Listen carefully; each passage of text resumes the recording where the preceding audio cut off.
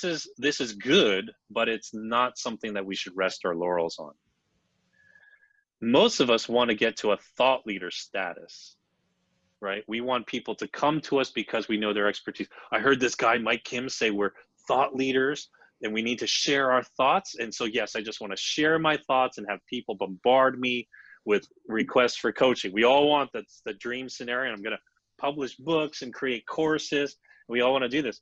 But in reality, the way the thought leader markets him or herself is through a framework. And oftentimes the framework is just as popular or more popular than the creator.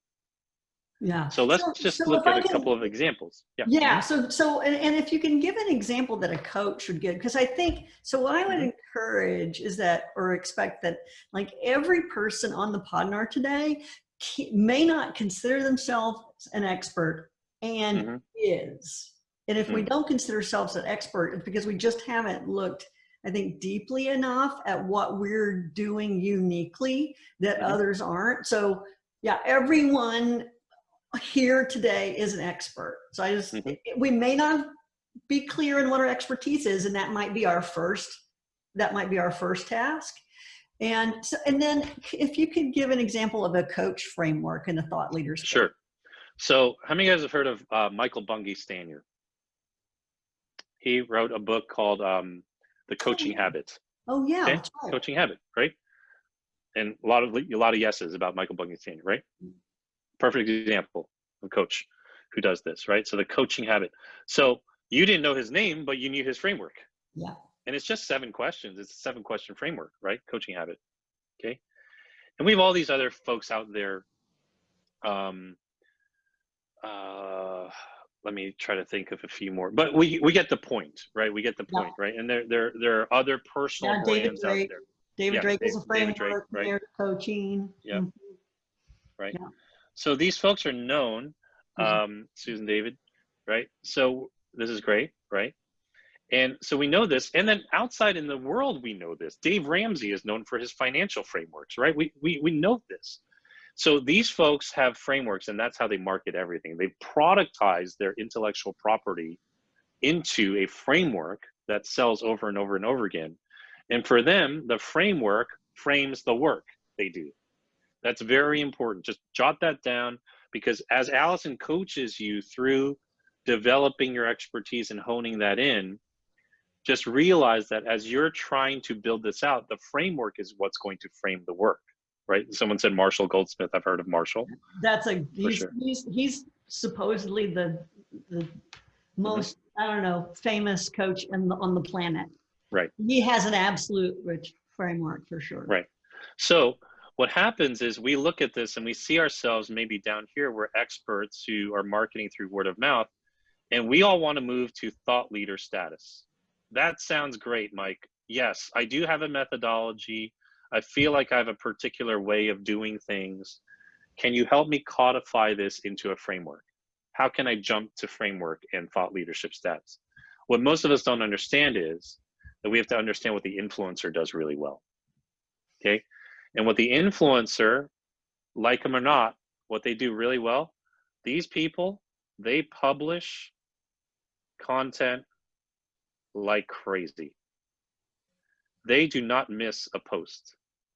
If this gal does not post on her Instagram 3 times a day, she's not getting money. You know, and overall, what's the quality of that content? Let me get into that for a second, right? Okay. I just want us to understand what the marketing methodology is, how they're getting word out. So if I'm an Instagram quote unquote influencer, and I'm a workout and fitness fanatic, companies are sending me clothes to wear and take a picture of myself on my Instagram account to get word out. So therefore I must publish. I must post a photo. People who are on YouTube, they publish they never miss a date. They publish content like crazy. If they don't get paid. They don't get the sponsorships. They don't get the ads. Is there an example of an influencer that you know? I'm going to say something. No, there is not. And here's why. They're not coaches. But I'm going to say something that's going to sound a little controversial. Tony Robbins is not a thought leader. He's an influencer. Does he have a framework? All Tony Robbins has done is curate other people's frameworks. I know because I've gone to his events. He's an influencer. He's not a Kim Kardashian Instagram influencer that doesn't know anything and has no authority.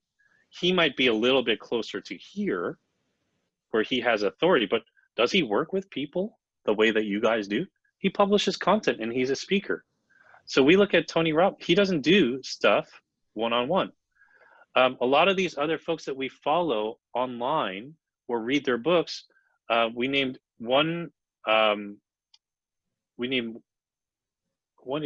Malcolm Gladwell. That's the name I'm looking for. No. Is he a thought leader? Most people say, yes, he's a thought leader. No, he's not. He's an author. He curates other people's ideas and puts them in a book. He's an influencer. So I don't mean influence in a bad way, but what do these people do? They publish content like crazy. Simon Sinek, someone just asked. He's right in this crowd. Does he have a framework? No. It's start with why. It's open-ended. The end game, right? Or the long game, or whatever the last book is, right?